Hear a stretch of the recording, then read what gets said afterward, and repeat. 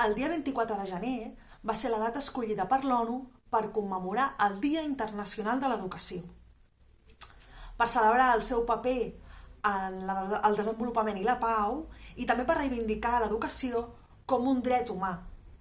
Per això, coincidint amb l'efemèride, aquesta setmana us portem 4 recomanacions relacionades amb el món de l'escola. La primera recomanació és Els secrets de l'escola, d'Eric Beller. És un llibre il·lustrat en el que se'ns explica d'una manera molt creativa què passa a l'escola quan és tancada. Segur que us heu preguntat on van les mestres quan es pon el sol? O què fan amb les faltes d'ortografia que troben? O què hi passa al menjador escolar durant tot el dia? O, per exemple, on va la roba que queda perduda durant el curs? Què passa amb aquesta roba durant l'estiu? Doncs en aquest llibre, en clau d'humor, se'ns explica què passa. Com veieu, és un llibre il·lustrat i tintat en 3 colors, en blanc, negre i vermell. I és una bona lectura per compartir entre petits i grans. La següent recomanació és En Baldomer va a l'escola, un conte de Hélène Brutin i Frédéric Ster. En Baldomer va camí de l'escola, però en aquest camí es va trobant a diferents amics. I aquests amics el conviden a fer coses, per exemple, el senglar el convida a pintar, o la guineu el convida a fer plastilina. Però clar, ella arriba a l'escola i què li dirà la mestra quan arribi? Potser arribarà tard.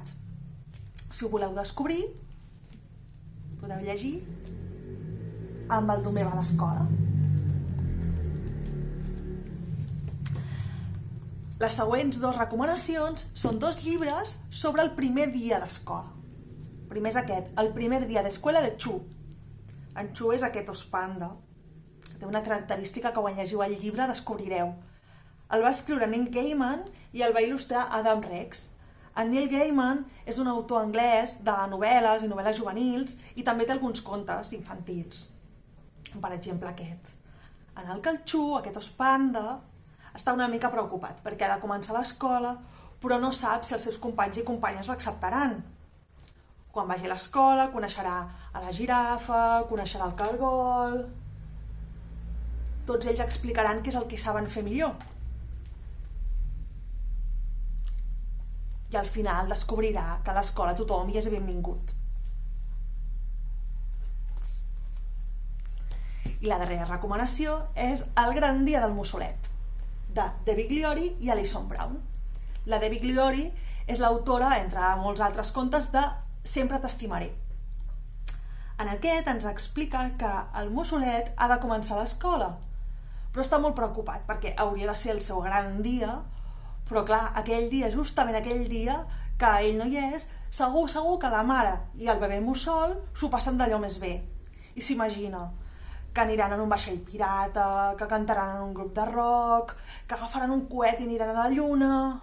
I clar, tot això ell s'ho estarà perdent, perquè està a l'escola. Però al final sí que serà un gran dia pel mussolet. Com sempre, trobareu totes aquestes recomanacions a la biblioteca.